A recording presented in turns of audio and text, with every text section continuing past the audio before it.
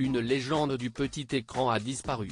Ce mercredi 7 août, Patrice Laffont est décédé alors qu'il allait fêter son 85e anniversaire. L'animateur aurait été terrassé par un infarctus, a appris Var Matin auprès de ses proches. Star de la télévision française, le 4 janvier 1972, Patrice Laffont prend la tête du jeu télévisé, des chiffres et des lettres. L'émission a rythmé toute sa vie.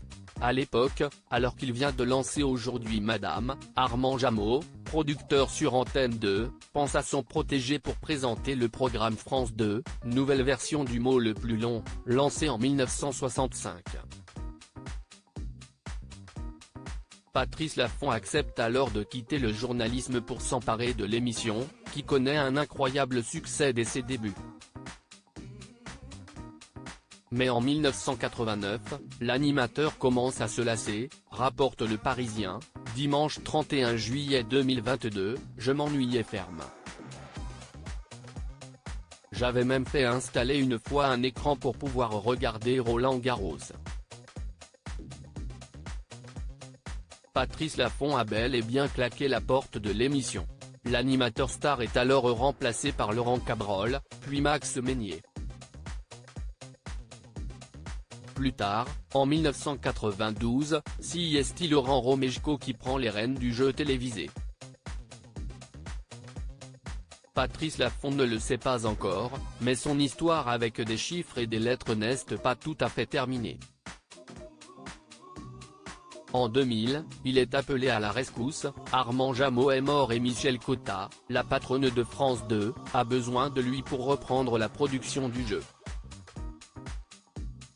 Mais le retour de l'animateur ne change rien, l'émission est devenue ringarde et ses audiences dégringolent. Ces tragiques décès de personnalités qui ont déjà marqué l'année 2024. Ça fait 50 ans qu'elle existe. Patrice Laffont, fier de son émission. Patrice Laffont décide alors de moderniser l'émission, en vue de la rendre plus attractive. Il fait changer le rythme du jeu et demande à Laurent Romejko de se lâcher un peu plus. Mais rien n'y fait, en 2006, l'émission est rétrogradée de France 2 à France 3. Les audiences continuent de s'effriter, et pour y remédier, une nouvelle version du jeu voit le jour en 2015. Des chiffres et des lettres subsistent grâce à ses 630 000 fidèles, mais le programme n'est plus diffusé que le samedi et le dimanche. En mai 2024, la chaîne annonce l'arrêt du jeu télévisé. Si est dommage, si est triste, avait réagi Patrice Laffont dans les colonnes du Parisien. Si est triste pour toute l'équipe, pour les gens qui aimaient le programme. Malgré l'arrêt des chiffres et des lettres, l'animateur a toujours été très fier de la longévité de l'émission.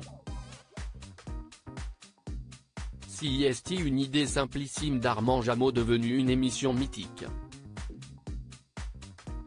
Nous sommes la deuxième plus vieille émission du PAF derrière Le Jour du Seigneur.